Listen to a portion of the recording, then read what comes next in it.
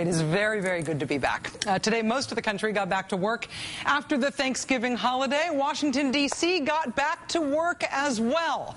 Lawmakers returned to the nation's capital for a short work period between now and when they break again for Christmas. In that very short period of time, there is some basic stuff that they really have to do, the business of keeping the federal government going.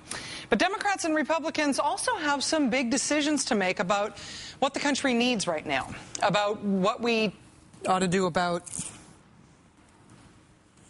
our big problem. This is, my friend, 9.6%. 9.6% is the unemployment rate right now. It is the giant thing that is looming over everything else in politics and everything else in the country right now. No matter what the political fight of the minute happens to be, no matter what the battle lines are being drawn on a particular issue, politically, this is still really the only thing that matters. 9.6%. You can't hear anything else going on in politics for all the noise that this is making. As the two parties sit back down at the table, this is like the holiday centerpiece, and no, you can't eat it. Now remember, what we're dealing with right now is not the new Congress that was just elected in November. This is the last session of the old Congress. So with Barack Obama, Democrat, in the White House, with Harry Reid and a 56-seat Democratic majority in the Senate, with Nancy Pelosi as Speaker of the House, a 77-seat Democratic advantage in the House. With Democrats in control of the legislative and the executive branches for this last short period of time, what is the most effective way to tackle this problem? Now, luckily, this is not an essay question. This is a multiple choice question, and the answers have already been figured out for you. The Nonpartisan Congressional Budget Office did the math. Literally, they did the math on the various policy options that are being considered right now to deal with our problem and our friend, this giant number. They crunched the data on a bunch of policy propositions to figure out which of those policies would have the best net effect on the economy in terms of jobs. At the very top, the single most effective thing that they studied that Washington can do to reduce unemployment, the very top, increasing aid to the unemployed. Why is that the most effective thing that Washington can do? Because people who are unemployed are broke. So if the government gives them money, they will turn around and spend it. They've got to. They will spend that money instead of saving it because they cannot afford to save it. And spending that money increases consumer demand, which is good for companies that supply that demand, which means those companies get more busy and they grow, which means they hire more people and so on. That's the whole idea of stimulus. Unemployment benefits aren't just handy for people who paid into unemployment insurance and then lost their jobs. Unemployment benefits are handy for all of us because they are very, very stimulative. They are very good for the economy as a whole. Aid to the unemployed is the single most effective policy that the nonpartisan CBO studied. Of the 11 different policies they evaluated, the single most effective one for creating jobs, unemployment benefits. The single least effective one for creating jobs was reducing income taxes. Yeah. So again, to be clear, most effective, best thing for the economy, unemployment benefits. Least effective in terms of what's good for the economy, reducing income taxes. This is multiple choice, and you get the answers. Not from some schmuck on cable TV, but from the Nonpartisan Congressional Budget Office, the office that studies this stuff. If you care about jobs, their study makes the answers easy. Most effective thing for creating jobs, unemployment benefits. Least effective thing for creating jobs, cutting the income tax. The democratically controlled Congress that we still have is now faced with the not at all very hard decision about whether they should do something that will work or whether they should do something that will not really work. That's a hard one. Of course, the Republican position on this is clear and has been for a long time. The newest Republican senator is Mark Kirk of Illinois. He was sworn in today because he won a special election in his state. Senator Kirk on MSNBC this morning stated that he wants to do the least effective thing, reducing the income tax for rich people.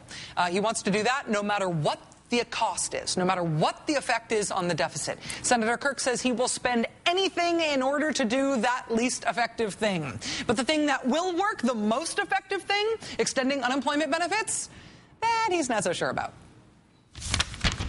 Well, I want to make sure that we extend the tax cuts no matter what. Do you agree that it is important to extend unemployment benefits, especially as we go into the holiday season?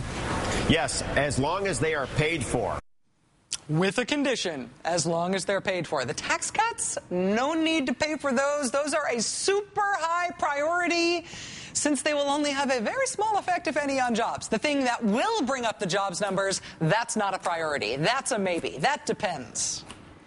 That combination of ideas does not make any sense if your goal is jobs, if your goal is to reduce the unemployment rate and to get the economy growing again. It's incoherent. That math does not work, as they say.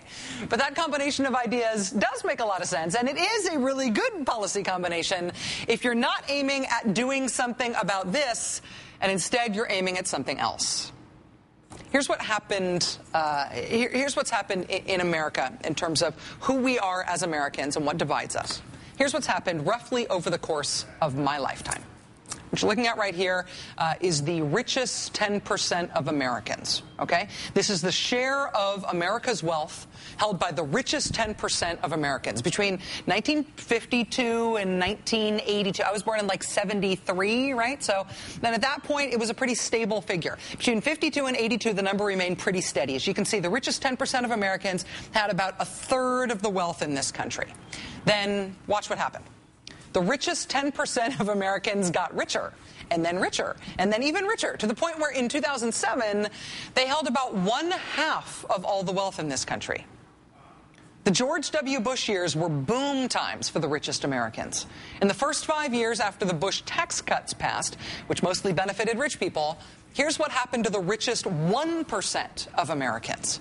Their average incomes rose every single year. The richest 1% of Americans saw their income go up an average of more than 10% each year between 2002 and 2007. You want to know what happened to the median income of the rest of the country during that same time period? Watch this. Dink. Stayed flat. As the richest Americans got way, way richer, everybody else saw their income stay the same. You want to know what happened to the poverty situation in America during those years? Yeah, surprise, not. The number of people in poverty ticked up and up and up during that time as well. So now we've got this big problem, right? Actually, we've got two giant problems. Number one, what to do about my friend here? What to do about my friend, 9.6% unemployment? That's one problem. The other problem is, what kind of country do we want to be? This is where we went in the Bush era. The richest people in the country did better than they have ever done. And not just my lifetime, not just your lifetime, but many lifetimes. Since we were a country that would be largely unrecognizable to us as the United States of America. What Congress now has to decide is this. Do we as a country take on $700 billion extra dollars of debt so that people making more than $250,000 a year can get a little something extra? That would be the thing that is least effective for the economy as a whole. Or do we do the thing that is rated the most effective thing for the economy as a whole? Everybody take a hit to help out the richest people in the country a little bit more than they've already been helped out? Or help out the whole economy for the whole country? Everybody is very clear on what the Republican position is on this. But right now, for a few more weeks, it is the Democrats who are still in charge in Washington. What's their position on this? Joining us now is Sam Stein, political reporter at the Huffington Post, who had a scoop on this today. Sam, thanks very much for your time. Thanks, Rachel. I wish your producers had told me it was okay to bring my cardboard numbers with me. I had no idea that it was that episode. What's your number? I had the same number. It was ironic, I guess. Excellent. Sam, I know you had some fresh reporting on this issue today about what's going to happen with these tax cuts. What does it look like Democrats in Congress are going to try to do here? Well, it looks like they're going to try to make somewhat of a dramatic stand where they hold a vote strictly on extending the current rates for the middle class, those families that make $250,000 or less a year. In all likelihood, even with the majorities that they currently enjoy, that's not going to pass the Senate, strictly because you have some conservative Democrats who won't go along with it, and you have a united Republican opposition to it. But they're going to hold the vote anyway. After that, you have what one aide told me is going to be sort of a grab bag of policy compromises. What can you get in exchange for allowing a temporary extension for the rates for the wealthy? And one of the things that they're talking about in seriousness is extending unemployment benefits for a full year. We're not at the detail section yet, whether it would be paid for or not paid for, but the logic is you don't give up the house and not get anything in return. And so they're looking for things to get in return. I know that the Democratic calculation here is not only to try to get something in exchange for what it is that they're willing to give up, but it's also that Republicans should pay a political price for voting in favor of something that's only going to benefit the rich and against unemployed people. Are you able to see any Democratic plan to make Republicans pay that political price? Well, that's the idea behind holding that first symbolic vote, which is essentially what this administration had started out wanting, what the majority of Democrats do still want, which is just extend the rates for those making under $250,000 or left. Whether or not they can actually extract a political price is largely dependent upon the political operations at the White House and among Democrats in Congress. Can they make the Republicans seem sort of out of touch with middle-class America? Can they make them cringe for actually voting against a long-term middle-class tax relief? I don't have much confidence in their ability to do so because they've had similar votes like this in the past, and there's never been a political price that Republicans have paid. Sam, how does the president's announcement today about a federal pay freeze play into the politics here? Well, it just adds to the terrible optics. What essentially he's asking is for federal employees, including doctors at the VA, nurses, people who manage the national parks, he's asking them to keep their income levels at the current rates for 2 years. At the same time, Congress is likely going to turn around in a matter of weeks and say all those families that are making $250,000 or more are going to have their taxes extended for however long, maybe 2 years, maybe more, maybe 1 year. The optics are terrible, especially going into a holiday season, and with a real likelihood that the Senate tomorrow will fail to pass unemployment insurance for the next year. Keep in mind, the Labor Department has estimated that 2 million people might lose their unemployment insurance in December alone if those claims are not passed in the next week. That's a horrendous amount of people going into the Christmas break who simply won't have any money to spend on the holiday season. Sam, in the big picture here, in terms of the way that the two parties are squaring off, obviously the Democrats want unemployment benefits extended. Obviously, the Republicans want tax cuts for the rich people. Those are the two big positions. But in terms of the trading here, to what extent do Republicans actually seem set to trade anything away? I mean, Democrats keep going back with concession after concession after concession. Are they actually going to get anything? Well, that's a great question to pose to the Obama White House, which today seemed to unilaterally give in on the notion that you should freeze federal pay. This has long been a Republican talking point. It's more of a budgetary gimmick than anything else. No one seriously thinks it will actually solve the deficit crisis. Not only that, it's anti-stimulative. If you give people money, they tend to spend it, as opposed to giving rich people money who tend to save it.